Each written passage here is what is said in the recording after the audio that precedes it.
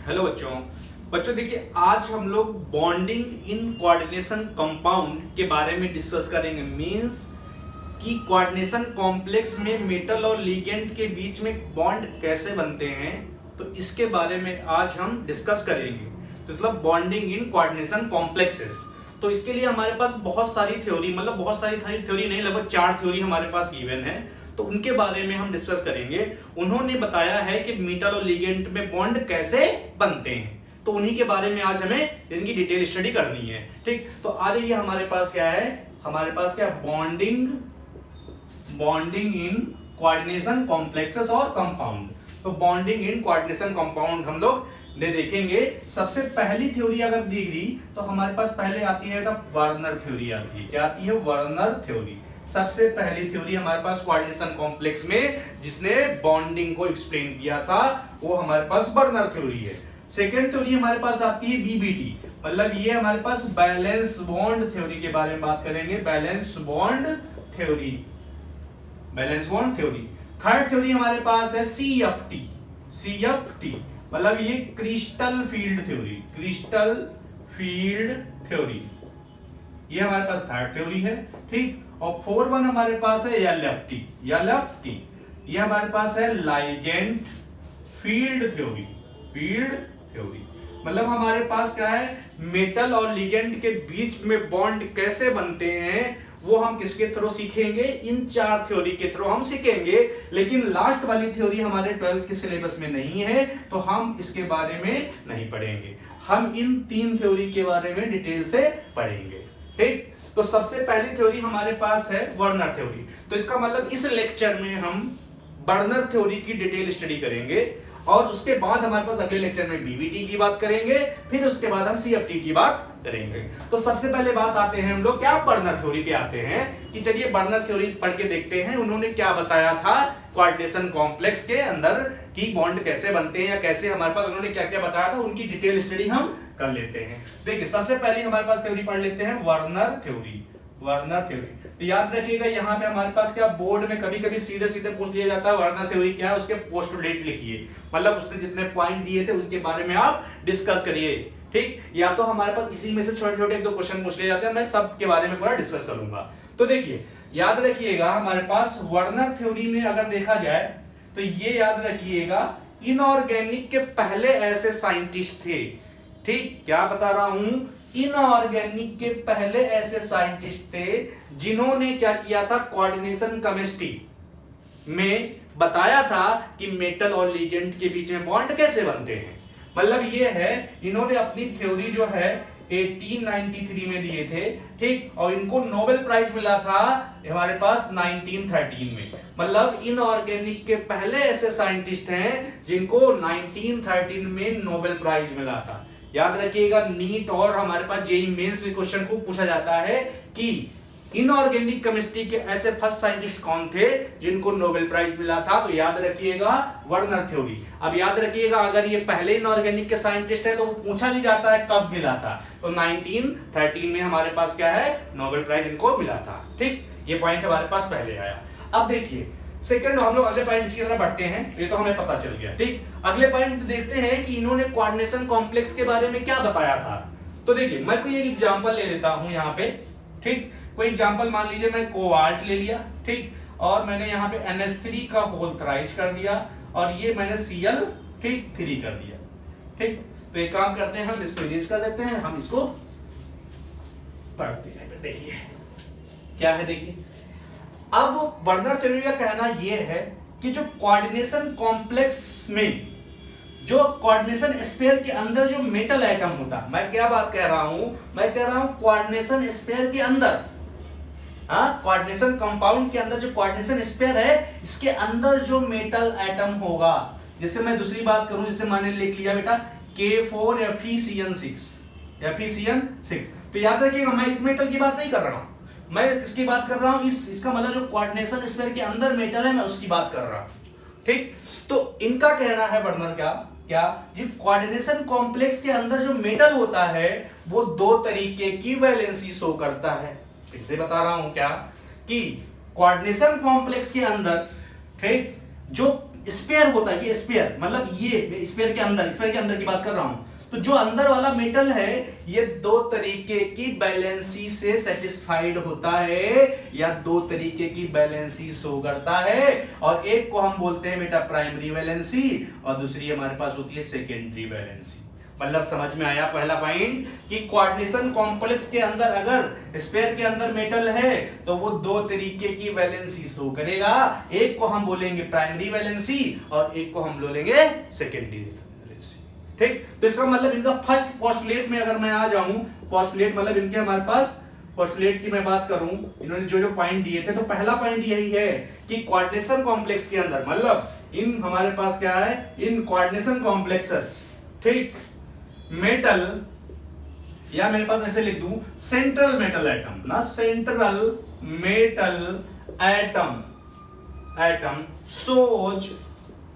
shows two type of valencies या shows two type valencies that is, एक को बेटा हम पढ़ेंगे प्राइमरी वैलेंसी और दूसरा हमारे पास होगा सेकेंडरी वैलेंसी। ये तो हमारे पास पहला पोस्टुलेट हो गया। ठीक, क्या कि मेटल अगर कोऑर्डिनेशन कॉम्प्लेक्स के अंदर है, कौन सा मेटल, ये बाहर वाले की हम बात नहीं कर रहे, सेंट्रल मेटल की बात कर रहे हैं, तो वो दो तरीके की वैलेंसी शो करेगा, एक को प्राइमरी वैलेंसी कहेंगे और दूसरे को हम सेकेंडरी वैलेंसी कहेंगे। चलिए ठीक, ये तो हमारे पास पहला पॉइंट आ रहा है। ठीक, अब मैं सेकेंड पोस्टुलेट क्या करूंगा, ध्यान दीजिएगा। अब मैं आपको क्या कर रहा हूं, मैं प्राइमरी वैलेंसी, मैं इसको ये प्राइमरी वैलेंसी हो गई, ये मैं इसको सेकेंडरी कह दे रहा हूं। ठीक, तो मैं काम कर रहा हूं, मैं प्राइमरी वैलेंसी और सेकेंडरी वैलेंसी, प्राइमरी वैलेंसी हो गई, मैं सेकेंडरी वैलेंसी में डिफरेंस बता दे रहा हूं। ठीक, अब याद रखिएगा अगर आपसे कोई पूछे कि हमारे पास वर्नर थ्योरी बताइए, तो आप जो मैं डिफरेंस बता रहा हूं उसके सारे उसको पॉइंट में लिख दीजिए। जैसे ये पहला पॉइंट हो गया, सेकंड पॉइंट इसको लिखिएगा। ठीक, मतलब सारे पॉइंट में लिख दीजिएगा। ठीक, तो इसका मतलब मैं अब प्राइमरी वैलेंसी और सेकेंडरी वैलेंसी के बारे में बात कर रहा हूं। देखिए अब ये काम करिए, मैं ये काम कर रहा हूं, यहाँ पे कोबाल्ट का ऑक्सीडेशन नंबर आप निकाल सकते हो, कोबाल्ट का, तो ठीक है निकाल के देखो। अगर मैं कोबाल्ट पे ऑक्सीडेशन निकालूं तो कोबाल्ट को मैंने बेटा x मान लिया, अगर इस पे मुझे चार्ज चाहिए, इसको मतलब कोबाल्ट पे चार्ज क्या है, ऑक्सीडेशन नंबर क्या है कोबाल्ट की, अगर मैं निकालना चाहूं तो देखिए मैं कोबाल्ट को x मान लिया प्लस ये 3 और ये अमोनिया, मेरे पास क्या अमोनिया की हमारे पास चार्ज न्यूट्रल होता है, तो अमोनिया पे चार्ज 0 कर दिया, मतलब 3 मॉलिक्यूल थे, 3 लिगेंड, 3 आगे ले लिया, इसमें चार्ज क्या हो गया 0। प्लस क्लोरीन देखिए 3 है, क्लोरीन पे चार्ज बेटा कितना होता है -1 ले लिया। ठीक, और देखिए ओवरऑल हमारे पास कॉम्प्लेक्स के ऊपर कोई चार्ज नहीं, तो इक्वल टू 0 कर दिया। ठीक, अब देखिए यहाँ पे ये तो 0 हो गया पूरा, बोलिए तो यह हो गया x - 3 = 0, x = 3, मतलब +3 हो गया। तो मैं कह दूंगा कि कोबाल्ट पे यहाँ पे समझिए क्या, कोबाल्ट पे जो ऑक्सीडेशन नंबर आई वो 3+ की आई, कोबाल्ट की जो ऑक्सीडेशन नंबर आई वो +3 आई। ठीक, चलिए ठीक है, तो बात हो गई। अच्छा अब अगर मैं इससे कहूं आपसे कि बताइए मुझे कोऑर्डिनेशन नंबर कितना होगा इसमें, तो आप कोऑर्डिनेशन नंबर कैसे निकालते हो, मैंने पिछले लेक्चर में बताया है कि कोबाल्ट कितने बॉन्ड बना रहा है, मतलब कोबाल्ट जो है हमारे पास अंदर मतलब कितने कोऑर्डिनेट बॉन्ड बना रहा है, तो देखिए 3 अमोनिया के साथ बना रहा है और 3 क्लोरीन के साथ बना रहा है, ये तो हुआ। तो मतलब मैंने ये बताया था कि कोई अगर कोऑर्डिनेशन कॉम्प्लेक्स है तो उसको मतलब इस मेटल आयन ने कितने बॉन्ड बना रखे हैं, कोई सेंट्रल मेटल है तो वो जितने कोऑर्डिनेट बॉन्ड बनाता है वही कोऑर्डिनेशन नंबर हो जाता है। तो मतलब यहां देखिए कोबाल्ट ने 3 अमोनिया बनाए, 3 अमोनिया के साथ बॉन्ड बनाए और 3 इसके साथ बनाए, तो मैं कह दूंगा कोबाल्ट के चारों तरफ अगर देखेंगे 6 बॉन्ड है, 3 अमोनिया ने बना रखे हैं, 3 क्लोरीन ने, तो कोऑर्डिनेशन नंबर कितना हो गया बेटा 6 हो गया ना। मुझे पता चल गया क्या कि कोबाल्ट की ऑक्सीडेशन नंबर 3+ आई है और कोबाल्ट का कोऑर्डिनेशन नंबर 6 आया। पॉइंट समझ में आया। ठीक, एक चीज और ध्यान दीजिएगा, देखिए अगर यहां पे बेटा जो ऑक्सीडेशन नंबर आई है, देखिए कोबाल्ट की, वो ध्यान दीजिए कोबाल्ट की x मानी थी, अमोनिया हमारे पास 0 थी और क्लोरीन की आई। अब बात समझिएगा, जो कोऑर्डिनेशन या मैं कहूं जो मेरे पास ऑक्सीडेशन नंबर आई है बेटा वो क्लोरीन की वजह से आई है, अमोनिया की वजह से नहीं आई है। अमोनिया की वजह से तो अमोनिया पे चार्ज 0 हो रहा है, तो मतलब ये हुआ कि कोबाल्ट पे जो +3 चार्ज क्रिएट हो रहा है, ऑक्सीडेशन नंबर जो आ रही है वो क्लोरीन की वजह से नहीं है, मतलब क्लोरीन की वजह से आ रही है, अमोनिया की वजह से नहीं आ रही है। तो हमें क्या पता हुआ कि अगर कोबाल्ट पे चार्ज क्रिएट हो रहा है तो वो कौन कर रहा है, ये मतलब एनायनिक लिगेंड कर रहा है। मतलब ये कैसा, मतलब क्लोरीन पे नेगेटिव चार्ज होता तो मतलब ये हुआ क्या कि जो हमारे पास कोबाल्ट पे पॉजिटिव चार्ज आ रहा है वो क्लोरीन क्रिएट करवा रहा है, ना कि अमोनिया करवा रहा है। अब हमसे कोई पूछे, बताइए कोबाल्ट पे जब +3 ऑक्सीडेशन नंबर क्रिएट हुई है वो किसने करवाई है, तो हम कहेंगे क्लोरीन ने करवाई है, अमोनिया ने नहीं करवाई है। पॉइंट समझ में आया ना? मैं फिर से बता रहा हूं, क्या अगर मुझसे कोई पूछेगा क्या कि कोबाल्ट पे जो +3 ऑक्सीडेशन नंबर आई है वो किसकी वजह से आई है, तो मैं कहूंगा मेरे पास इस क्लोरीन की वजह से आई है, क्योंकि क्लोरीन पे नेगेटिव चार्ज का मतलब क्या है, क्लोरीन ने ही तो क्या किया है, इसका मतलब 3 इलेक्ट्रॉन इससे छीन लिए हैं और इस पे चार्ज क्रिएट करवा दिया, लेकिन हमारे पास अमोनिया न्यूट्रल है, अमोनिया की वजह से यहाँ पे कोई चार्ज नहीं आया है।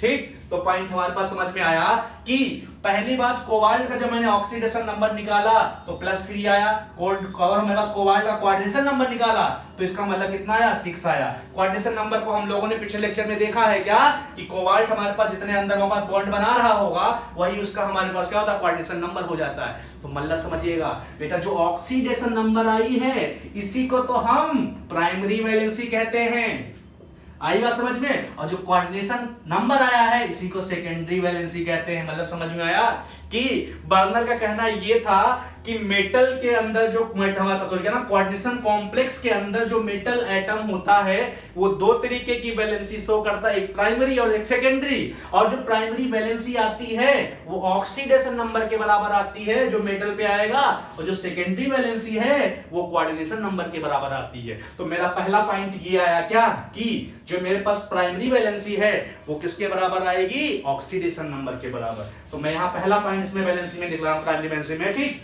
ठीक, इट इज हमारे पास क्या, it is equal to the, बोलिए, to the oxidation number of central metal atom.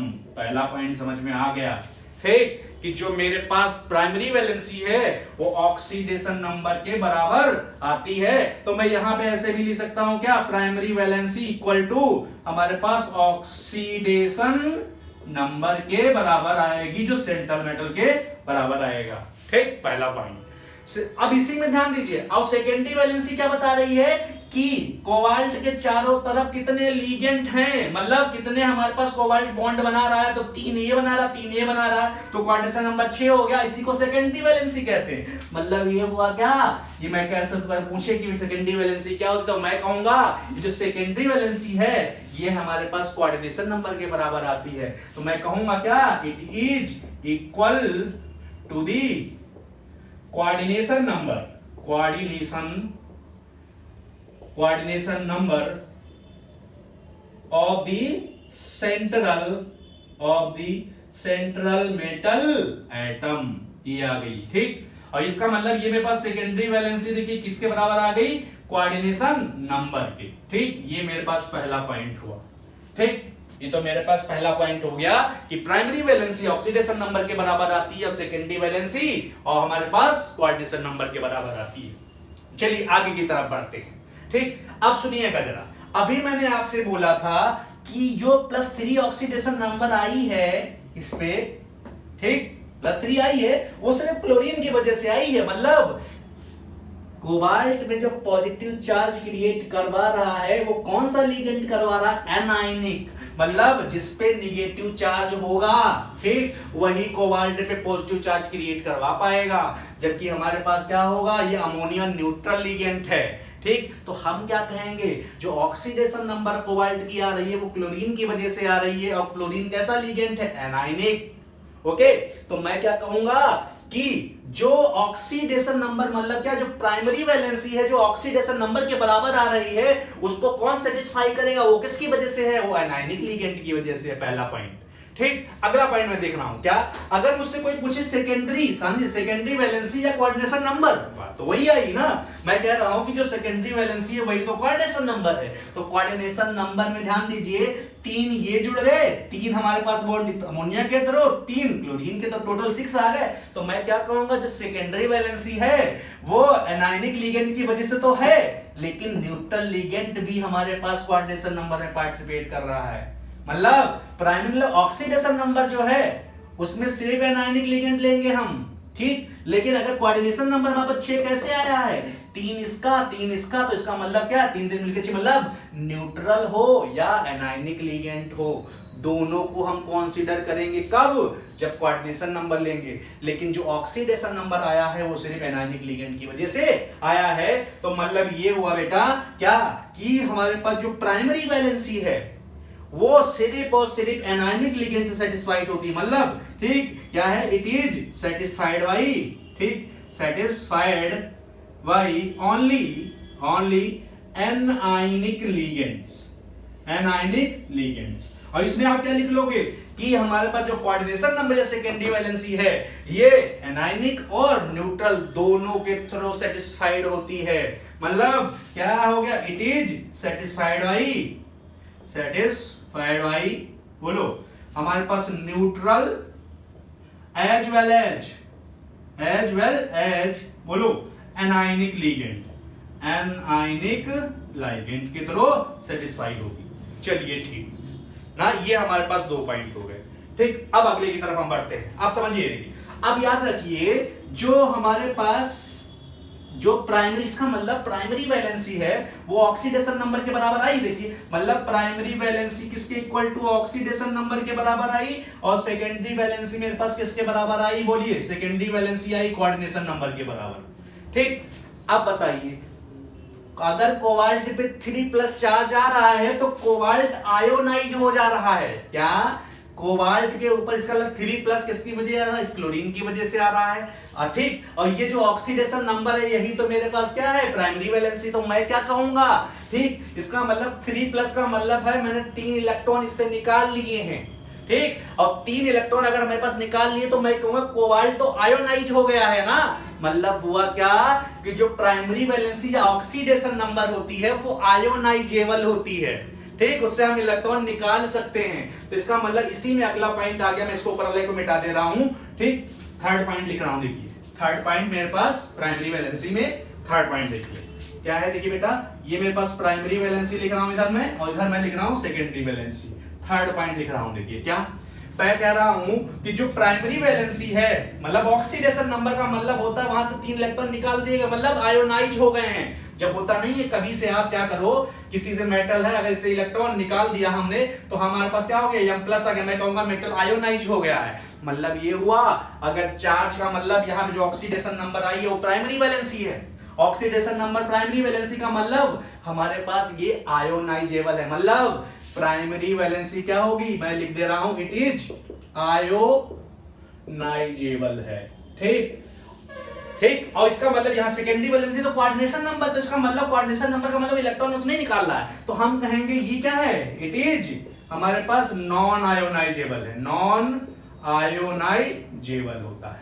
चलिए ठीक, अगला पॉइंट की तरफ हम बढ़ते हैं। ठीक, चलिए अगले पॉइंट वापस, ये हमारे पास कितना हो गया बेटा, 1 हमारे पास पॉइंट हो गया, 2 हो गया, ये मेरे पास 3 पॉइंट, थर्ड पॉइंट हो गया। ठीक, अब फोर्थ पॉइंट की तरफ हम बढ़ते हैं। देखिए फोर्थ पॉइंट बेटा ये है, समझिएगा कि अगर मैं यहां पे, मैं इसको मिटा दे रहा हूं, फिर से बना रहा हूं एक पॉइंट। देखिएगा, देखिए अब आप लोग लगभग थोड़ा समझ ही चुके हैं। तो देखिए अगर मैं ये कोबाल्ट बना लिया, मैं उसी कॉम्प्लेक्स को डिजाइन कर रहा हूं। देखिए यही मेरे पास है बेटा कोबाल्ट NH3 का होल 6, सॉरी क्या नाम, ऐसे कोबाल्ट NH3 का होल थ्राइच Cl3, ये मैंने यही कॉम्प्लेक्स को डिजाइन कर रहा हूं। देखिए मैंने यहाँ पे एक, ये मेरे पास यह है इस तरीके से। ठीक, तो मान लीजिए एक Cl मेरे पास NH3 हो गया, ये मेरे पास NH3 हो गया, ये NH3 हो गया, ये Cl हो गया। ठीक है, ये कॉम्प्लेक्स। ठीक, अब देखिए होता क्या है, हम लोगों ने पहले से पढ़ा था कि मेटल क्या करता है, लिगेंड को हमारे पास इलेक्ट्रॉन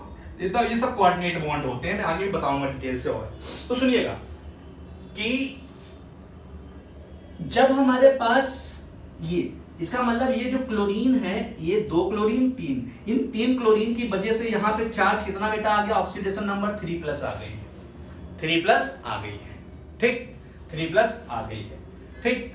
तो याद रखिएगा, अगर हमारे पास जो ये हमारे पास 3+ ऑक्सीडेशन नंबर आई है, तो ऑक्सीडेशन नंबर से ये भी हो सकता था कि एक और क्लोरीन मैं लगा देता तो +4 आ जाती है ऑक्सीडेशन नंबर। तो मतलब एक दिमाग में बात रखिएगा कि अगर मुझसे कोई ये पूछ रहा है कि प्राइमरी वैलेंसी मेरे पास क्या ऑक्सीडेशन नंबर के बराबर आ रही है और यहाँ पे +3 आ रही है, अगर मुझसे कोई पूछेगा सेकेंडरी वैलेंसी कितनी आ रही है, तो मैं कहूंगा कोऑर्डिनेशन नंबर के बराबर आ रही है, यहाँ 6 आ रही है। तो अगर मेरे पास कोऑर्डिनेशन नंबर 6 आने का मतलब बेटा ये है कि ये कॉम्प्लेक्स ऑक्टाहेड्रल है। नॉर्मली अगर हम किसकी 10+2 की अगर हम बात करें, तो मैं सीधे सीधे कह दूंगा कि अगर कोऑर्डिनेशन नंबर अगर 6 आ रहा है, तो बेटा मैं सिर्फ यहाँ पे 10+2 की बात करूंगा, हायर लेवल की मैं बात नहीं कर रहा हूं, ठीक। तो अगर कभी कोऑर्डिनेशन नंबर मेरे पास 12 के केस में अगर कभी 6 आ जाए, तो मैं कह देता हूं कि मेरा कॉम्प्लेक्स ऑक्टाहेड्रल होगा। मतलब ये हुआ क्या, अगर हमसे कोई कह दे लीगेंट कितने हैं बेटा 6 हैं, तो हम कहेंगे कॉम्प्लेक्स कैसा होगा, ऑक्टाहेड्रल होगा। अगर मुझसे कोई यही कह देता कि मेरे पास बेटा Ml4 टाइप का कॉम्प्लेक्स है, 4 लीगेंट है, तो मैं कह सकता हूं अगर 4 लीगेंट हैं तो इसका स्ट्रक्चर देखिए ऐसा हो सकता है 2, ये मेरे पास तीसरा बॉन्ड हो गया, ये चौथा बॉन्ड हो गया ऐसा, और यहाँ पे 109 डिग्री 28 मिनट का अगर बॉन्ड एंगल आ जाए, एक ऐसा हो सकता है ये 4 लीगेंट में से अरेंज कर दूं। कोई केस ऐसा हो सकता है कि मेटल को मैं ऐसे 90 डिग्री पे मेरे पास लीगेंट हमारे पास अरेंज कर दूं, ऐसे ये ऐसे अरेंज कर दूं। तो मतलब ये हुआ अगर 4 लीगेंट जो हैं वो 90 डिग्री के बॉन्ड एंगल पे अरेंज्ड हैं, तो ऐसे को मैं बोल देता हूं स्क्वायर प्लेनर है ये, ठीक। और अगर 4 बॉन्ड 109 डिग्री 28 मिनट पे अरेंज हैं, तो ऐसे स्ट्रक्चर को मैं बोलता हूं टेट्राहेड्रल, टेट्राहेड्रल। आ गई बात समझ में। मतलब ये हुआ क्या, अगर मेरे पास कोई कह दे कोऑर्डिनेशन नंबर 4 है, तो मैं कह दूंगा कि या तो वो टेट्राहेड्रल हो सकता है या तो स्क्वायर प्लेनर हो सकता है। अगर कोऑर्डिनेशन नंबर 6 है, तो मैं कह दूंगा मेरे पास वो ऑक्टाहेड्रल होगा। मतलब ये है, अगर कोई मुझसे कोऑर्डिनेशन नंबर दे दे, तो मैं उसका स्ट्रक्चर या जियोमेट्री बता दूंगा। आ गई बात समझ में। लेकिन ये जो प्राइमरी वैलेंसी ऑक्सीडेशन नंबर से मैं किसी की जियोमेट्री या किसी का शेप नहीं बता पाऊंगा। पॉइंट कर रहे हो ना, कैच ना। इसका मतलब बेटा क्या हुआ कि अगर सेकेंडरी वैलेंसी मुझे पता है, तो मैं किसी भी मॉलिक्यूल की स्टीरियोकेमिस्ट्री बता दूंगा, उसका स्ट्रक्चर बता दूंगा। लेकिन ऑक्सीडेशन नंबर से मैं किसी की जियोमेट्री, शेप या स्ट्रक्चर नहीं बता सकता। तो अगला पॉइंट मेरा यही है, क्या 4th पॉइंट, कि ये क्या जो हमारे पास कोऑर्डिनेशन कॉम्प्लेक्स के अंदर अगर हमारे पास कोऑर्डिनेशन नंबर पता है, तो मैं उसकी जियोमेट्री बता सकता हूं, शेप बता सकता हूं। तो मैं यहां लिखे दे रहा हूं क्या 4th पॉइंट, अगर प्राइमरी वैलेंसी जो ऑक्सीडेशन नंबर के बराबर थी, वो जियोमेट्री में या उससे कोई हम जियोमेट्री नहीं पता लगा सकते, ठीक। तो इसका मतलब क्या है, इट हमारे पास, ठीक, हमारे पास क्या है, इट हमारे पास डज नॉट गिव्स जियोमेट्री या शेप, जियोमेट्री और shape of the coordination complex. लेकिन ये वाली हमारे पास क्या दे देगी, शेप दे देगी ना। मतलब ये सेकेंडरी वैलेंसी क्या है, इट प्रोवाइड, मैं कह रहा हूं इट प्रोवाइड शेप और जियोमेट्री इट प्रोवाइड शेप और जियोमेट्री टू दी मॉलिक्यूल। यही हमारे पास क्या है, शेप बताती है। मैं यहां नीचे लिख भी दे रहा हूं बेटा, क्या अगर क्या हुआ कभी भी, अगर यहां पे मैंने बोला कोऑर्डिनेशन नंबर 4 हुआ, ठीक, तो या तो स्ट्रक्चर उसका क्या होगा बोलो, या तो इसका कैसा होगा, टेट्राहेड्रल हो जाएगा, बोलिए, और या तो हो जाएगा क्या मेरे पास स्क्वायर प्लेनर हो जाएगा। पॉइंट समझ में आया क्या, कि अगर कोऑर्डिनेशन नंबर मेरे पास क्या हुआ, ये बना लीजिएगा क्या, कि ये हमारे पास अगर चारों के चारों लीगेंड्स क्या हो गए, Ml4 टाइप का ये था, अगर 4 लीगेंड 109 डिग्री 28 मिनट पे अरेंज हो गए तो वो टेट्राहेड्रल हो जाएगा, और 90 डिग्री पे अरेंज हो गए तो वो स्क्वायर प्लेनर हो जाएगा, ठीक। मैं और बता रहा हूं इसमें, देखिए अगर मेरे पास क्या हुआ, कोऑर्डिनेशन नंबर बेटा 5 हुआ, कोऑर्डिनेशन नंबर 5 हुआ, तो मैं क्या करूंगा यहाँ, मतलब Ml5 टाइप का हुआ, तो मैं कह दूंगा कि मेरे पास मैं ऐसे दो बॉन्ड, मेरे पास एक ये, हमारे पास दो और तीन ये, तो मैं कहूंगा मेरा हमारे पास क्या होगा, इसकी जियोमेट्री कैसी हो जाएगी, बोलिए, इसकी जियोमेट्री हो जाएगी टीबीपी। टीबीपी का मतलब हुआ ट्राइगोनल बाइपिरामिडल। देखिए तीन बॉन्ड ये मैंने बना दिया ऐसे, बोलिए, और दो बॉन्ड हमने ये बना दिया, तो ऐसे स्ट्रक्चर को हम बोलते हैं टीबीपी, मतलब ट्राइगोनल बाइपिरामिडल, ये हो गया बाइपिरामिडल। तो ये हमारे पास कोऑर्डिनेशन नंबर अगर 4 हुआ तो टेट्राहेड्रल या स्क्वायर प्लेनर। अगर हमारे पास 5 लिगेंड हुए तो टीबीपी। नॉर्मली मैं किसकी बेटा बात कर रहा हूं, मैं 10+2 की बात कर रहा हूं, ठीक। अगर मैं और देखिए कोऑर्डिनेशन नंबर अगर 6 हो गया तो मेरे पास क्या हो जाएगा, मतलब ML6 का टाइप का हुआ। अगर ML6 टाइप का हुआ तो ये वाला स्ट्रक्चर बिल्कुल, मतलब क्या हुआ, एक दो बॉन्ड ऊपर, ये दो बॉन्ड, तीन बॉन्ड, ये चार, ये मेरे पास कैसा हो जाएगा, ये इसको बोलते हैं स्पेशली हम ऑक्टाहेड्रल, ठीक। पॉइंट हमारे पास समझ में आया, ठीक। तो मतलब ये हुआ कि अगर मेरे पास प्राइमरी वैलेंसी जो है वो स्ट्रक्चर से रिलेटेड कोई चीज नहीं बताती, ठीक। और अगर मेरे पास सेकेंडरी वैलेंसी मतलब जो कोऑर्डिनेशन नंबर है उसको हमें अगर पता है तो हम जियोमेट्री बता सकते हैं, या मुझसे कोई जियोमेट्री कहे या मुझसे कहे स्टीरियो केमिस्ट्री। स्टीरियो केमिस्ट्री का बेटा यही मतलब होता है कि उसका शेप कैसा है, स्टीरियो केमिस्ट्री, ठीक। तो असल कोऑर्डिनेशन नंबर अगर 4 हुआ तो टेट्राहेड्रल होगा या स्क्वायर प्लेनर होगा, अगर 5 हुआ तो टीबीपी होगा, और कोऑर्डिनेशन नंबर अगर 6 हो गए मतलब लिगेंड हमारे पास 6 हो गए तो ऐसे स्ट्रक्चर को हम बोलेंगे क्या, ऑक्टाहेड्रल। तो ये हमारे पास कौन सा पॉइंट हुआ बेटा, हमारे पास 4th पॉइंट हो गया कि हमारे पास ये शेप और के बारे में बताती है। चलिए एक पॉइंट हुआ, तो ये 4th पॉइंट हुआ। अब मैं 5th पॉइंट बता रहा हूं, देखिए 5th पॉइंट। अब जरा देखिए, ध्यान दीजिए कि अगर मैं यहां पे चार्ज, ध्यान दीजिएगा, ठीक, कि अगर यहां पे ये जो बॉन्ड बने हैं बेटा, देखिए जैसे मैंने यहां बना रहा हूं, देखिए जो लिगेंड हमारे पास अरेंज हो रहे हैं वो एक स्पेशल डायरेक्शन में अरेंज हो रहे हैं, स्पेशल डायरेक्शन में अरेंज हो रहे हैं। तो मतलब ये आया कि जो बेटा 6 लिगेंड हैं वो एक स्पेशल डायरेक्शन से आ रहे हैं। मतलब ये हुआ कि जो 6 लिगेंड का मतलब यही हुआ कोऑर्डिनेशन नंबर, मतलब ये हुआ कि जो सेकेंडरी वैलेंसी है, जो कोऑर्डिनेशन नंबर है, जो 6 लिगेंड आ रहे हैं वो स्पेशल डायरेक्शन की वजह से आ रहे हैं, मतलब से आ रहे हैं। तो मैं 5th पॉइंट इसमें लिख रहा हूं, क्या, देखिए, क्या जो सेकेंडरी वैलेंसी होती है, जो 6 लिगेंड आ रहे हैं वो स्पेशल डायरेक्शन से, ऐसा नहीं है कि यहां से आ रहे हैं, वो देखिए एक स्पेशल डायरेक्शन से आएंगे। मतलब सेकेंडरी वैलेंसी कैसी होती है बेटा, डायरेक्शनल होती है। अब जबकि चार्ज हमारे पास वो कहीं भी यहाँ जो चारों तरफ डिस्ट्रीब्यूटेड होगा, चार्ज तो हमारे पास कोबाल्ट के चारों तरफ आएगा ना बेटा, ठीक। यहां से ऐसे आ तो रहा, लेकिन कोबाल्ट पे चार्ज चारों तरफ उसकी सरफेस एरिया पे डिस्ट्रीब्यूट होगा। मतलब ये हुआ कि जो प्राइमरी वैलेंसी ऑक्सीडेशन नंबर के बराबर आ रही थी वो कैसी है, ऑक्सीडेशन नंबर हमारे पास जो चार्ज आ रहा है वो कैसा है, वो हमारे पास नॉन डायरेक्शनल है।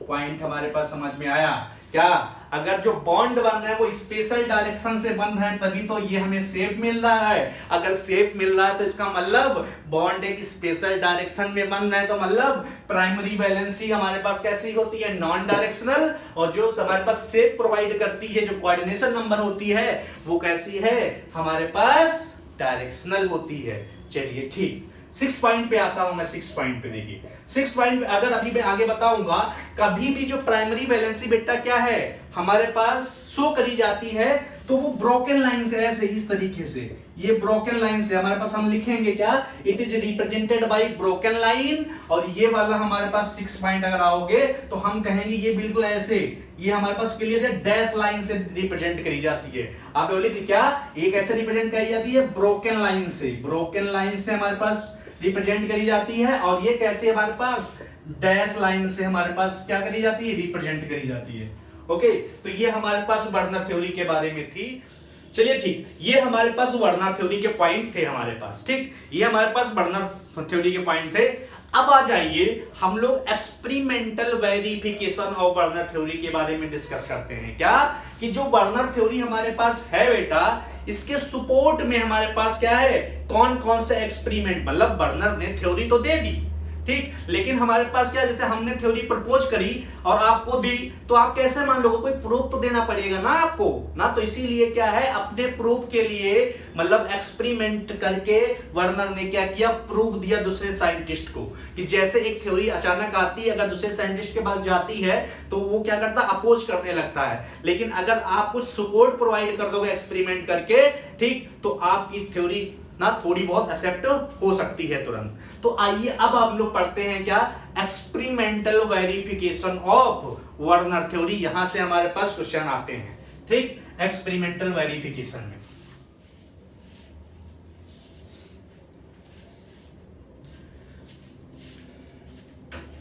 आइए बच्चों, अब लोग हम लोग डिस्कस करते हैं क्या, एक्सपेरिमेंटल वेरिफिकेशन, ठीक, किसके, वर्नर थ्योरी के। हमारे पास क्या हुआ बेटा, एक्सपेरिमेंटल वेरिफिकेशन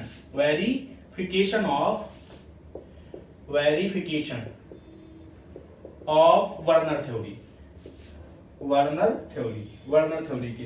अब याद रखिएगा, हमारे पास हमारे 10+2 में डायरेक्ट इसमें क्वेश्चन नहीं पूछा जाता है, लेकिन हमारे पास एक एक नंबर के अंदर से क्वेश्चन निकाल के पूछ देते हैं वो, ठीक। तो बहुत ध्यान दीजिएगा, क्या वर्नर थ्योरी अपनी थ्योरी को सही प्रूव करने के लिए कुछ एक्सपेरिमेंट किए, उसी को बोला जाता है एक्सपेरिमेंटल वेरिफिकेशन। तो ये हमारे पास, इसमें हमारे पास 3 वेरिफिकेशन है बेटा, ठीक। एक हमारे पास है, इसमें हमारे पास क्या, मोलर कंडक्टिविटी का, हमारे पास मोलर कंडक्टिविटी एंड हमारे पास क्या, कंडक्टेंस पहला, ठीक।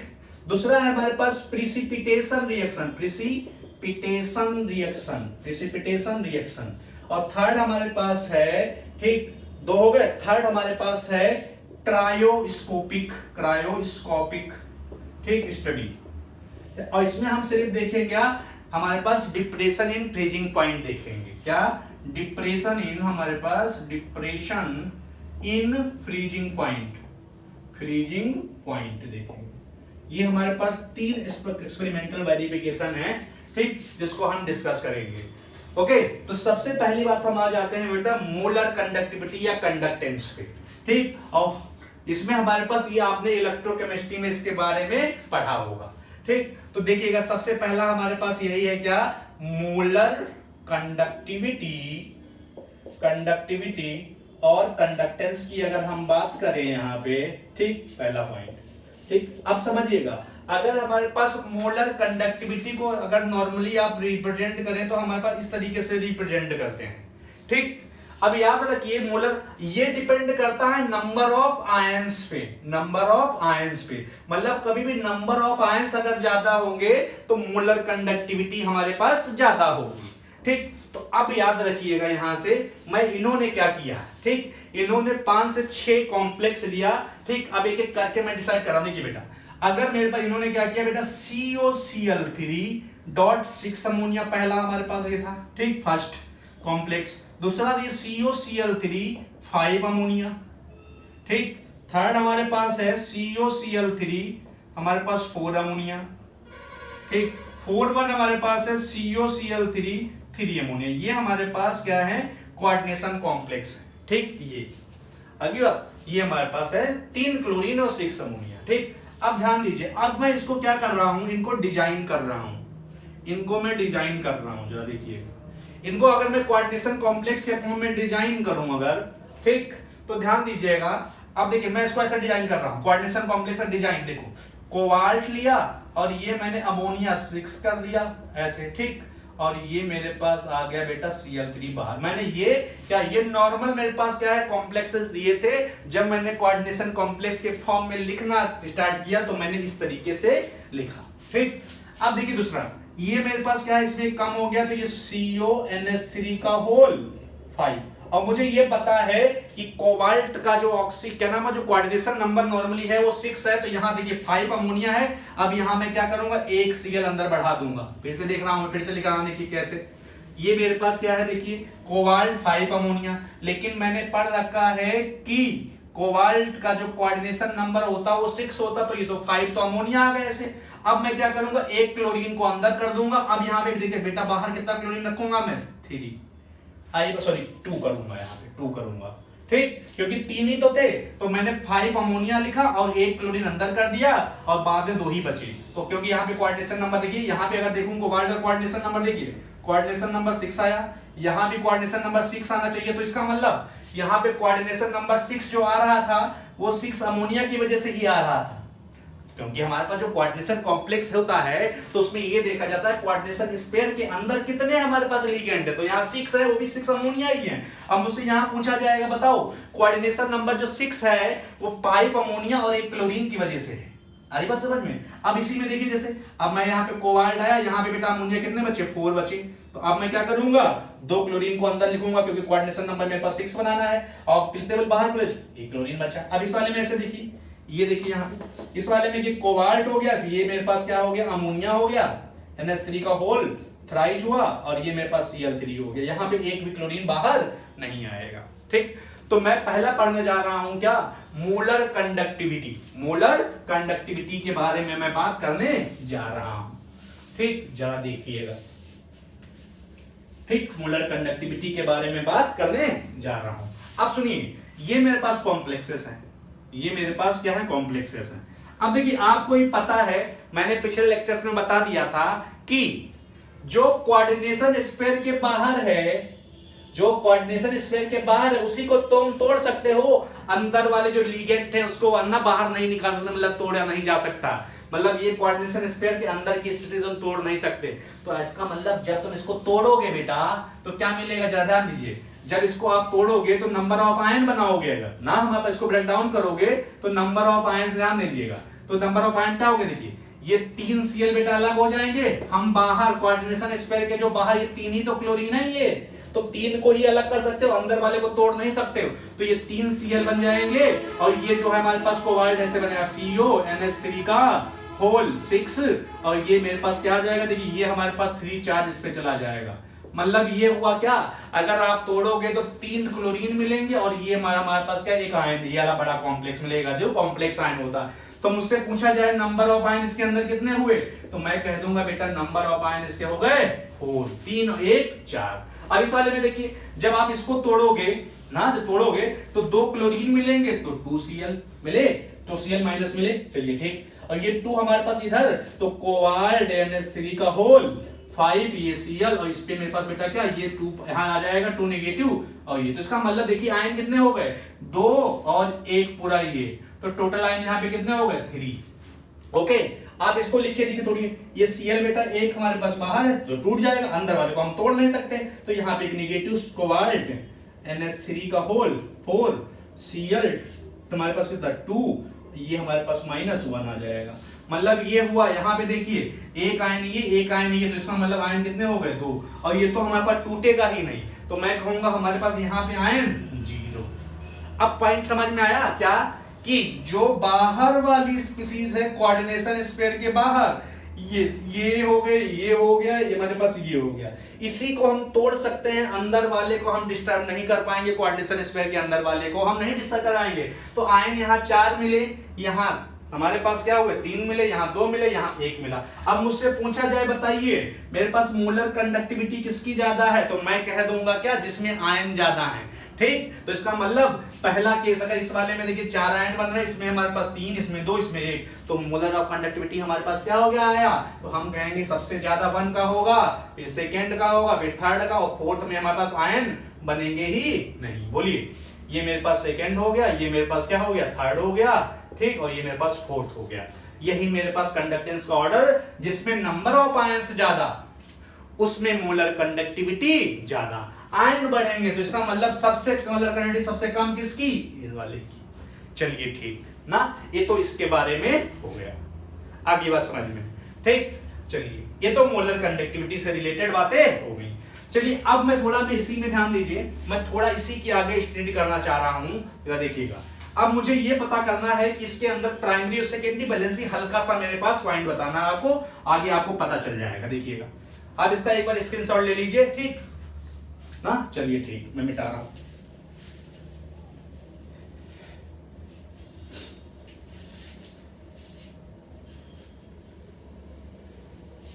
देखिएगा, अभी मैंने इसको कॉम्प्लेक्स बनाया था, इसमें देखिए क्या बनाया था, ये CONH3 का होल 6, ठीक। ये मेरे पास Cl3 था, ये मेरे पास कोबाल्ट NH3 का होल 5 था, Cl था, ये Cl2 था, ये मेरे पास कोबाल्ट NH3 का 4 था, ये Cl2 था, सॉरी ये मेरे पास कितना था, हाँ ठीक, Cl2 था, ये Cl था, और ये मेरे पास कोबाल्ट NH3 का होल 4 हो गया, ये Cl सॉरी ये 3 आ गया, और ये 3 ऐसे बनाया था, ठीक। अच्छा अब मुझे स्ट्रक्चर बनाना है, तो देखिए मैं इसकी स्ट्रक्चर की बात कर रहा हूं, देखिए ठीक, यहाँ स्ट्रक्चर, ठीक। अब याद रखिएगा, देखिए क्या अब बातें, अगर मैं यहाँ पे याद रखिए, कभी भी अगर मैं ऑक्सीडेशन नंबर निकालने की कोशिश करूंगा, आप निकाल के देखिएगा, +3 यहां भी आएगा, +3 यहां भी आएगा, +3 यहां भी आएगा, यहां भी +3 आ जाएगा, ठीक। तो इसका मतलब प्राइमरी वैलेंसी यहां समझिएगा, मतलब ऑक्सीडेशन नंबर, इसका मतलब सबके केस में प्राइमरी वैलेंसी +3 ही है। मतलब कोई का कॉम्प्लेक्स ले लूं और उसमें मैं प्राइमरी वैलेंसी अगर चेक करूं, ठीक, तो वो किसके +3 ही आएगी। अब बात आ गई मैं सेकेंडरी वैलेंसी इन सब में चेक करूं, सेकेंडरी देखिए यहां पे ध्यान दीजिए, सेकेंडरी वैलेंसी का मतलब है इस कोबाल्ट ने, मतलब इस पेयर के अंदर कोबाल्ट ने कितने बॉन्ड बनाए, तो देखिए कोबाल्ट 6 है तो 6 बॉन्ड बनाएगा, तो यहाँ पे क्या हो गया हमारे पास, मेरे पास क्या हो गया, यहाँ पे याद रखिए कोऑर्डिनेशन नंबर जो सेकेंडरी वैलेंसी हो गई 6 हो गई, और 6 अमोनिया की वजह से है। अब ध्यान दीजिए यहाँ पे आइए, यहाँ भी कोऑर्डिनेशन नंबर देखिए जरा, कोबाल्ट का देखिए 5 अमोनिया है 1 क्लोरीन है, 5 अमोनिया 1 क्लोरीन, टोटल इसका मतलब 6 हो गया। लेकिन मुझसे कोई पूछे, अब बताइए सेकेंडरी वैलेंसी का मतलब यहाँ पे कितने बॉन्ड है, 5 हमारे पास अमोनिया की वजह से 1, तो इसका मतलब सेकेंडरी वैलेंसी अगर देखा जाए तो 5 सेकेंडरी वैलेंसी या 5 बॉन्ड किसने बनाया है, अमोनिया ने 1, तो इसका मतलब जो कोऑर्डिनेशन नंबर 6 आ रहा है उसमें 5 अमोनिया की वजह से आ रहे हैं, बोलिए 5 अमोनिया और 1 क्लोरीन की वजह से आ रहा है, ये तो है सेकेंडरी वैलेंसी। इस वाले में ध्यान दीजिएगा कि क्या, इस वाले में अगर मैं देखूं तो यहाँ पे देखिए बेटा 4 अमोनिया है और 2 क्लोरीन है, ठीक। ऑक्सीडेशन नंबर मेरा वही आया है, लेकिन यहाँ थोड़ा ध्यान दीजिए कोऑर्डिनेशन नंबर तो मेरा 6 ही आया है, और 6 में से ध्यान दीजिए कितने अमोनिया है, तो 4 अमोनिया की वजह से आया है और मेरे पास 2 क्लोरीन की वजह से आया है, ठीक। क्योंकि अभी हम कह रहे थे कि सेकेंडरी वैलेंसी होती है वो न्यूट्रल और एनायनिक दोनों लिगेंड की तरफ सेटिस्फाई होती है, ठीक। यहां पे अगर मुझसे कोई पूछा जाए कोबाल्ट का कोऑर्डिनेशन नंबर तो मैं कहूंगा 6 है, और 6 में से 3 क्लोरीन की वजह से है, ठीक, और 3 अमोनिया की वजह से है।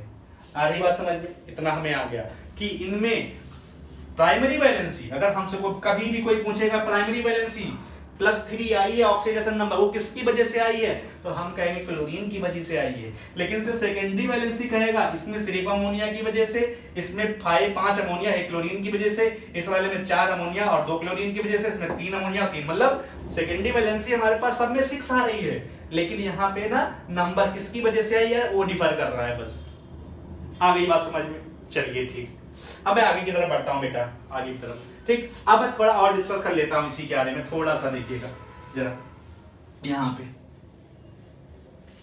ठीक, देखिएगा जरा यहां पे। अब मैं इसकी स्ट्रक्चर की बात करता हूं, देखिए इसका स्ट्रक्चर की बात करता हूं, ठीक। स्ट्रक्चर देखिए कोबाल्ट का जो मैं स्ट्रक्चर बनाऊंगा ऐसे CO, ठीक, कोबाल्ट का, तो यहाँ पे देखिए कोऑर्डिनेशन नंबर, यहाँ पे देखिए स्पेयर के अंदर देखिए, स्पेयर के अंदर मैं अगर देखूं तो स्पेयर के अंदर अमोनिया 6 है, तो 6 अमोनिया है बेटा, तो मैं क्या करूंगा 1 2 3 4 ये 6 हो गए, ये तो है 6 अमोनिया, और मैं 6 अमोनिया से जोड़ दूंगा NH3 NH3 NH3 NH3, ये NH3 हो गया, ठीक। ये मेरे पास क्या है, अगर मैं कह दूंगा नॉर्मल मेरे पास क्या है, कॉम्प्लेक्स कैसा हो गया है, ये ऑक्टाहेड्रल कॉम्प्लेक्स हो गया, ठीक, ऑक्टाहेड्रल कॉम्प्लेक्स ऐसे बन गया है, ठीक। ये तो इसका मतलब ये मेरे पास क्या है, जो कोऑर्डिनेशन ये तो न्यूट्रल है, अभी बस ये मतलब ये न्यूट्रल है। अब मुझसे कोई पूछे कि बताइए प्राइमरी, ध्यान दीजिएगा, प्राइमरी वैलेंसी किसकी वजह, हम बताइए कि जो इसमें चार्ज आ रहा है बेटा वो तो क्लोरीन की वजह से आ रहा है, और क्लोरीन तो कोऑर्डिनेशन स्पेयर के अंदर नहीं बाहर है, आई बात समझ में। तो मतलब ये हुआ कि जो बेटा प्राइमरी वैलेंसी है मतलब वो किस क्लोरीन की वजह से आ रही है, बाहर है जो, ठीक। और अगर हमारे पास प्राइमरी वैलेंसी की वजह से आ रहा है तो मैं इसको ऐसे क्लोरीन को दिखा दूंगा ब्रोकन लाइन से, क्योंकि प्राइमरी वैलेंसी ये Cl हो गया बेटा, एक Cl ये हुआ और एक Cl मेरे पास ये हुआ है, आ गई बात। हाँ क्या कि जो 3 अभी मैंने बताया था क्या जो प्राइमरी वैलेंसी है ब्रोकन लाइन से करी जाती है, और जो मेरे पास सेकेंडरी वैलेंसी है जो कोऑर्डिनेशन हो गया, तो ये जो लाइन दिखाई पड़ रही है, ये वाली जो लाइन दिखाई पड़ रही है, ये रिप्रेजेंट कर रही है क्या, ये रिप्रेजेंट बेटा कर रही है क्या, पूरी डैश लाइन से इस सेकेंडरी वैलेंसी को रिप्रेजेंट कर रही हैं। और यहाँ पे क्लोरीन की वजह से ये आ रहा है, तो क्लोरीन को मैं कैसे दिखाया हूं, डैश लाइन से। तो ये मेरे पास स्ट्रक्चर हो गया। ठीक, तो मुझसे अगर कोई पूछे कि कोबाल्ट अमोनिया का होल 6 और 6 हमारे पास Cl3 है, तो मुझसे कोई पूछे इसके अंदर कि प्राइमरी वैलेंसी बताइए, तो मैं कहूंगा वो +3 है, और सेकेंडरी वैलेंसी मेरे पास पूछे अगर कोई ना, सेकेंडरी वैलेंसी क्या है, तो मैं कहूंगा 6 है। ठीक, और यहाँ पे अगर पूछा जाए प्राइमरी वैलेंसी किसकी वजह से बेटा, तो मैं कह दूंगा यहाँ पे क्लोरीन की 3 क्लोरीन की वजह से है। और मुझसे पूछा जाए सेकेंडरी वैलेंसी यहाँ किसकी वजह से है, तो मैं कहूंगा सेकेंडरी वैलेंसी यहाँ पे सिर्फ और सिर्फ 6 अमोनिया की वजह से है। ओके, ये बड़ा पॉइंट हुआ। ठीक, ये मेरे पास पॉइंट हुआ। ओके, अब मैं आगे की तरफ बढ़ता हूं, जरा देखिएगा। अब मैं दूसरे वाले कॉम्प्लेक्स को लेता हूं। देखिए कोबाल्ट है, देखिए बेटा NH3 का 5 और ये Cl, ठीक, और बाहर मेरे पास Cl2 लगा है, Cl2 लगा है। ठीक, Cl2 लगा है। अब एक पॉइंट ध्यान दीजिएगा क्या इसी में, कि मैं सेकेंड वाले कॉम्प्लेक्स की बात कर रहा हूं, सेकेंड वाले कॉम्प्लेक्स की। ठीक, अब अगर मुझसे कोई पूछे यहाँ पे, देखिए कोबाल्ट NH3 का होल 5 Cl, तो कोऑर्डिनेशन नंबर मुझसे कोई पूछेगा बेटा, कोऑर्डिनेशन नंबर यहाँ पे कोबाल्ट का कोऑर्डिनेशन नंबर, तो मैं कहूंगा 6 है। और 6 में बेटा क्या है, देखना, इसका मतलब 5 अमोनिया की वजह से, 1 क्लोरीन की वजह से। और अभी मैंने बताया कि अगर मेरे पास क्लोरीन एनायनिक लिगेंड है, तो मुझसे अगर कोई ऑक्सीडेशन नंबर अगर मुझसे कोई पूछेगा, यहां बताइए कोबाल्ट की जो प्राइमरी वैलेंसी है वो किसकी वजह से है, तो मैं कहूंगा क्लोरीन 3 क्लोरीन की वजह से है। 1 क्लोरीन 1 क्लोरीन में 2 क्लोरीन 3 हो गई। ठीक, लेकिन समझिएगा, अब ध्यान दीजिएगा, अगर इस पे बेटा +3 चार्ज आया है, तो 2, इसका मतलब 2 पॉजिटिव चार्ज इस 2 क्लोरीन की वजह से आ रहा है, 1 पॉजिटिव इससे आ रहा है, तो है 3 क्लोरीन है, और 1 क्लोरीन देखिए अंदर है, कोऑर्डिनेशन स्पेयर के अंदर है। तो याद रखिएगा, अगर कोई एनायनिक लिगेंड कोऑर्डिनेशन नंबर के या कोऑर्डिनेशन स्पेयर के अंदर है, कौन सा, एनायनिक लिगेंड, फिर से बोल रहा हूं क्या, कि एनायनिक लिगेंड ये 2 तो मेरे पास बाहर हैं, चलिए ठीक, कोई दिक्कत नहीं, लेकिन जो एनायनिक लिगेंड यहां अंदर हैं वो प्राइमरी वैलेंसी भी शो करते हैं और सेकेंडरी वैलेंसी भी शो करते हैं। मतलब कि अगर यहाँ पे कोबाल्ट, समझिएगा, मैंने यहाँ पे कोबाल्ट का देखिए, तो यहाँ पे 6 बॉन्ड बना रहा है, ध्यान दीजिए 5 अमोनिया की वजह से, ये मैंने 2 3 4 5 6 हुआ।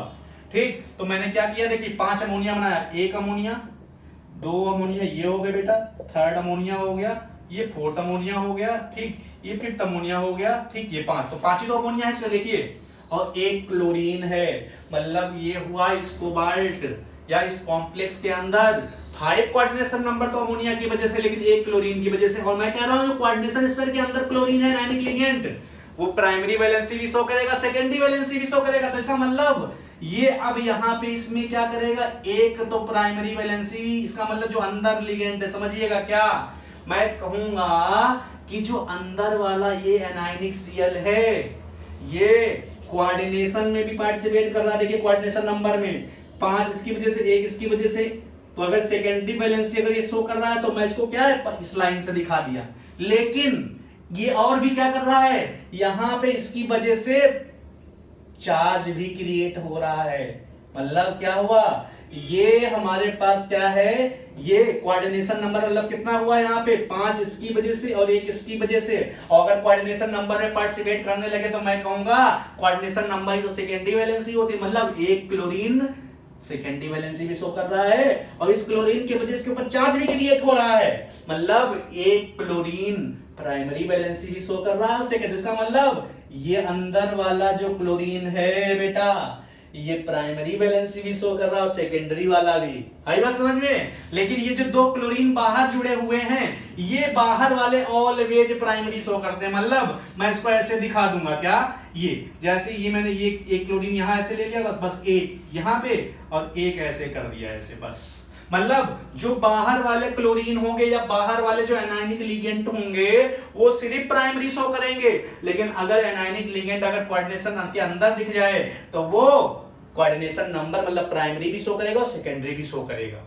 ओके, मतलब मुझसे अगर कोई कहे इसमें से ना कि बताइए यहां में आपके पास कितने क्लोरीन है, 3 क्लोरीन है।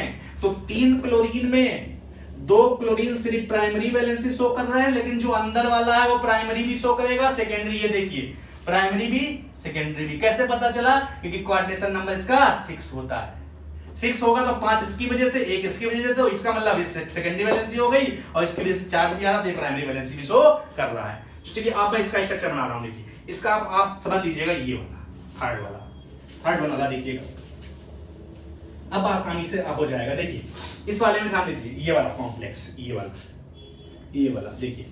अब देखिए यहाँ पे कोबाल्ट, अगर मुझसे कोई पूछा कोबाल्ट में ध्यान दीजिएगा, कोऑर्डिनेशन नंबर बेटा कितना हुआ, तो मैं कह दूंगा देखिए 4 अमोनिया की वजह से 2, तो इसका मतलब टोटल 6 हो गया। 6 में से क्या 4 अमोनिया की वजह से आ रहा है और 2 क्लोरीन की वजह से। और अभी मैंने कहा कि अंदर वाला जो क्लोरीन, अगर मैं इसका स्ट्रक्चर बनाऊं कोबाल्ट का, देखिए 1 बॉन्ड 2 बॉन्ड 3 बॉन्ड 4 5 6 ये बॉन्ड हो गए।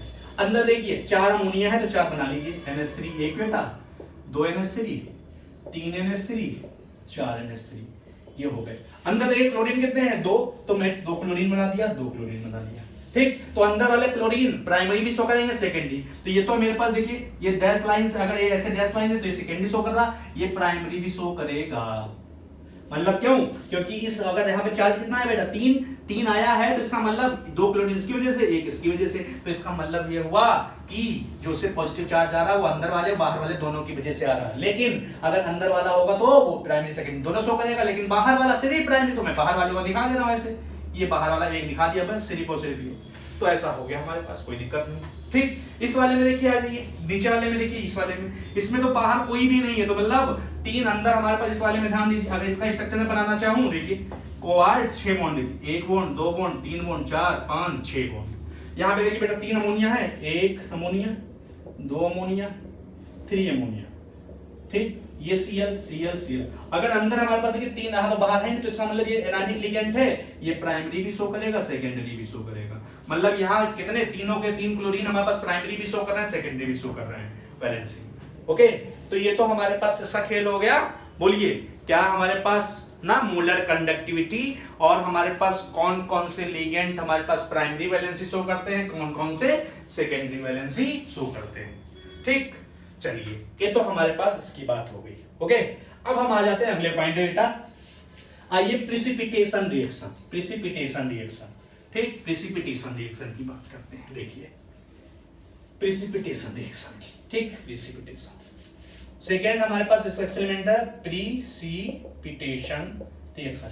प्रिसिपिटेशन रिएक्शन का मतलब यहां समझिएगा क्या है। देखिए जैसे मुझे क्या करना है बेटा, यहाँ पे मान लो मैंने पानी लिया, ठीक, ये मेरे पास पानी था, ठीक, वाटर, और मैंने उसके अंदर क्लोरीन बोला, मान लो यहाँ पे 1 क्लोरीन प्रेजेंट है, तो 1 क्लोरीन बेटा अभी ये लिक्विड फॉर्म में होगा, ठीक। लेकिन जैसे आप इसके अंदर सिल्वर नाइट्रेट डालोगे, AgNO3, तो जैसे सिल्वर नाइट्रेट डालोगे तो ये जो क्लोरीन, ध्यान दीजिएगा, ये AgCl से रिएक्शन करेगा और यहाँ पे क्या AgCl बना देगा। मतलब ये AgNO3 जो होता है सिल्वर नाइट्रेट, ये इस Cl- से रिएक्शन करेगा जाके, जो अभी लिक्विड फॉर्म में था, लेकिन जैसे ही हमारे पास रिएक्शन करेगा, ये हमारे पास क्या होगा, AgCl नीचे बन के ऐसे बैठ जाएगा। मतलब क्या है, यहाँ पे लिक्विड फॉर्म था और यहाँ पे ये Cl क्या हो गया, सॉलिड फॉर्म बन गया और नीचे बैठ गया। मतलब कभी भी लिक्विड से अगर सॉलिड बन जाए तो उसी को बोलते हैं प्रेसिपिटेशन, ठीक, प्रेसिपिटेशन रिएक्शन ना। लिक्विड था, AgNO3 डाला, ये रिएक्शन कर लिया Cl से और ये सेटल डाउन हो गया, तो इसी को प्रेसिपिटेशन रिएक्शन। अब जरा ध्यान दीजिएगा, क्या इसी में मिटा रहा हूं, देखिए थोड़ा सा देखिए, अभी मैंने जब इसको डिजाइन किया था बेटा, देखो तो ये मैंने ऐसे डिजाइन किया था, CONH3 का होल 6 और ये मेरे पास Cl3 था, ठीक। दूसरा मैंने किया था CONH3 का होल 6, सॉरी ये 5 था और ये था Cl2, और ये मेरे पास सॉरी Cl था और ये बाहर Cl2 था। इस वाले में लिखा था CONH3 का होल 4 Cl2 और इधर बाहर Cl था। इस वाले में मेरे पास था कोबाल्ट NH3 का होल 3 Cl3। अब जरा देखिएगा, अब आप क्या करो, इसी के अंदर हमारे पास, ठीक, आप क्या करो, इसमें हमारे पास इसी के अंदर मान लो ये है, इसमें आप बेटा AgNO3 डालो, AgNO3, तो AgNO3 ध्यान दीजिएगा, मैंने बता रखा है कि कोऑर्डिनेशन स्पेयर के अंदर जो लिगेंड होते हैं उसको हम डिस्टर्ब नहीं कर पाएंगे, हमारी बस की बात नहीं है ना। ये जो अंदर वाले ना, अंदर सीएल, अंदर वाले को निकालना या उनको रिएक्शन कराना आसान नहीं है, हमारी औकात नहीं है। याद रखिए हमारी औकात क्या है, सिर्फ और सिर्फ जो बाहर वाले क्लोरीन है उसको हम खींच सकते हैं, ले सकते हैं, बस अंदर वाले को हम डिस्टर्ब नहीं कर सकते। तो इसका मतलब यहां पे देखिए, क्या अगर आपने AgNO3 डाला तो यहाँ पे Cl बेटा कितने हैं, 3, तो मैं कहूंगा यहाँ पे मुझे 3 AgCl मिल जाएंगे, मतलब 3 AgCl के मॉलिक्यूल मिलेंगे। यहाँ पे देखिए जैसे ये Cl था, आपने इसको डाला और ये हमारे पास सॉलिड बनेगा, तो मैं कहूंगा जब इसमें हमारे पास AgNO3 डालेंगे तो 3 Cl बाहर हैं, तो 3 AgCl मिल जाएंगे। ठीक, ऐसे इस वाले में ध्यान दीजिए, इस वाले में क्या है, जब आप डालोगे AgNO3 ना, AgNO3 ऐड करोगे तो Cl बाहर कितने हैं, 2, तो मेरे पास 2 AgCl का हमारे पास प्रेसिपिटेट मिलेगा, सॉलिड मिलेंगे। इस वाले में AgNO3 ऐड करोगे तो मतलब यहाँ पे कितने सॉलिड मिलेंगे, 1 AgCl मिलेगा सिर्फ और एक, मतलब यहाँ पे 3 AgCl मिले थे, यहाँ पे 2 मिले, यहाँ पे 1 मिले। ठीक, और यहाँ पे अगर AgNO3 मान लोगे बोलो तो यहाँ पे कुछ भी नहीं मिलेगा क्योंकि यहाँ Cl बाहर है नहीं। तो अब याद रखिए, क्या अगर हम लोग क्या Ag पूछता है क्या, अगर इसी में हमारे पास AgNO3 डाले और हमारे पास कितने मिल गए, 3 AgCl अगर हमारे पास मिले तो इसका मतलब क्या है, 3 Cl बाहर है। ऐसे अगर हमारे पास क्या है, अगर 2 मिले तो इसका मतलब 2 Cl बाहर है, और अगर एक ही मिला तो इसका मतलब 1 Cl बाहर है हमारे पास। ओके ना, तो क्वेश्चन ऐसे पूछता है, मैं यहाँ पे बता रहा हूँ क्वेश्चन देखो कैसे पूछता है। प्रॉब्लम कहता है ऐसे कि हमारे पास COCl3 और 6 अमोनिया है बेटा, 6 अमोनिया है। ठीक, ऐसे क्वेश्चन कहेगा, एक कोऑर्डिनेशन कॉम्प्लेक्स है उसमें 6 अमोनिया है और ये हमारे पास कॉम्प्लेक्स को स्ट्रक्चर दे देगा।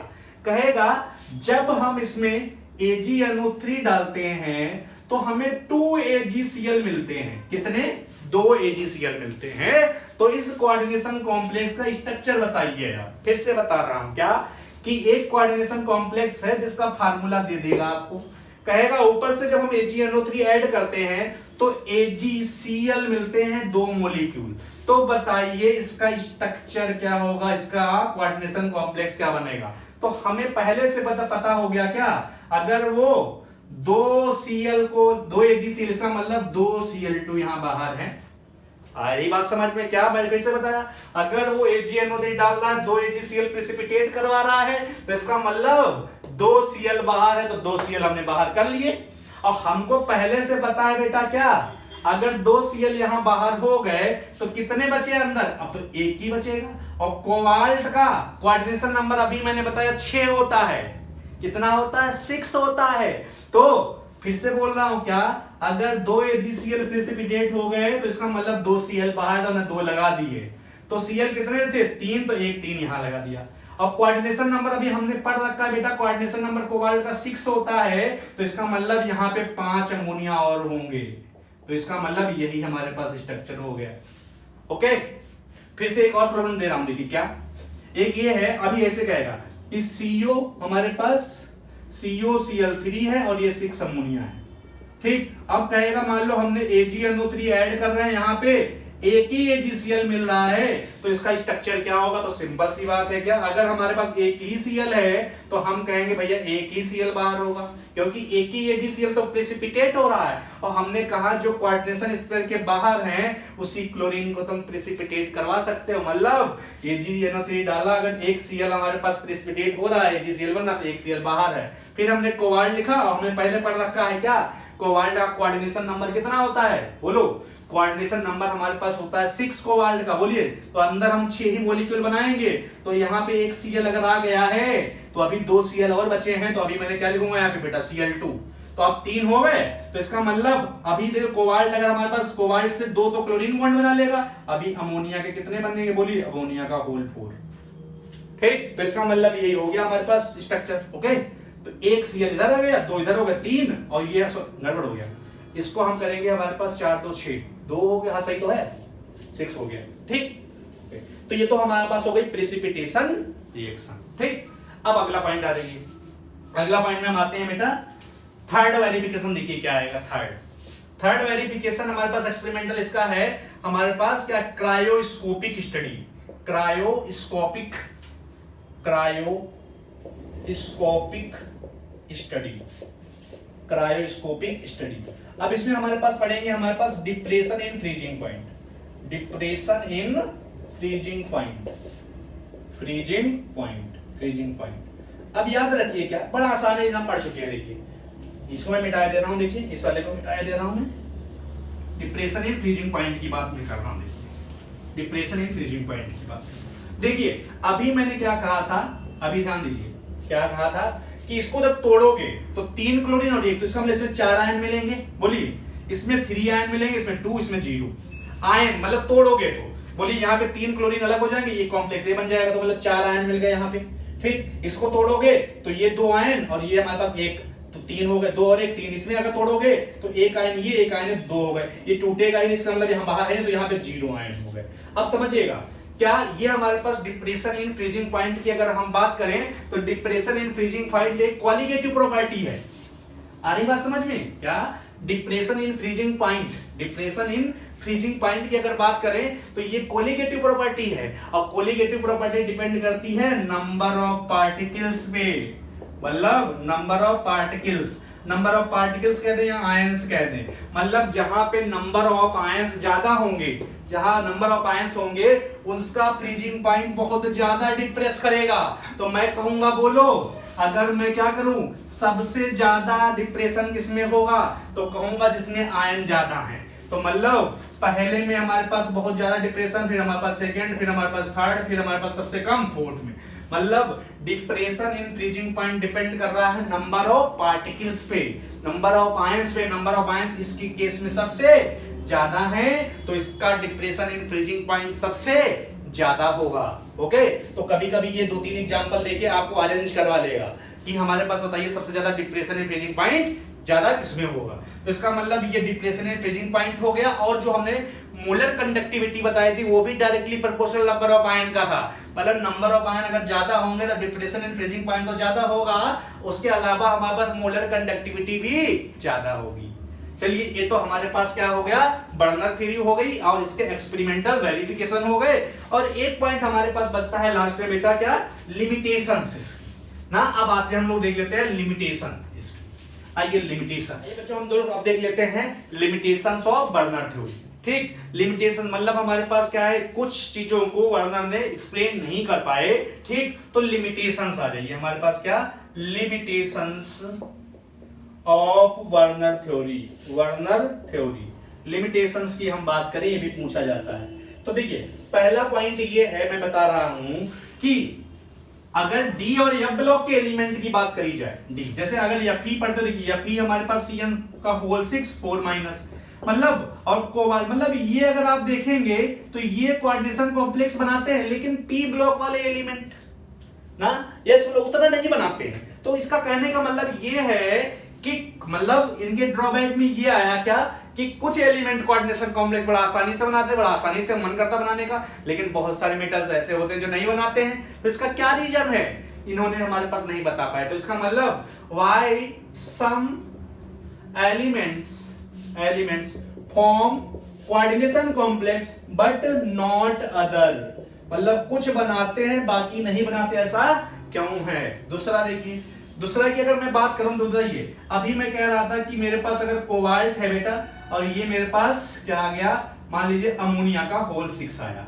अमोनिया का होल 6, ठीक, और ये मेरे पास 3 प्लस आ गया, 3 प्लस आ गया। ठीक, 3 प्लस की अगर मैं बात करूं यहाँ पे तो याद रखिए 6 लिगेंड है, तो इसकी हमारे पास ज्योमेट्री कैसी हो जाएगी, ऑक्टाहेड्रल।